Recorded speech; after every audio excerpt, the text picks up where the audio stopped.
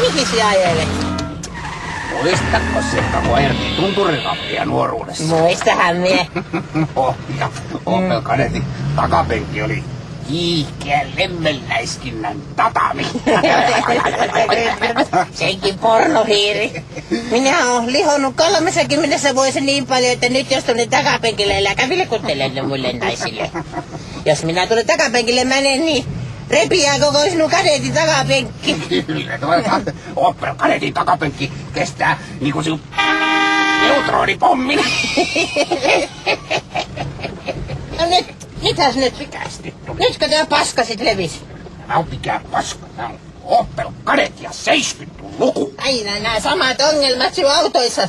Ei oo kasetsoitintakaan, kun neuvostoliittolainen varasti ja jätti vaan peuha. Syömäne mien tuen nää kyytiin. Musiikkia tarvii kuunnella. Kato.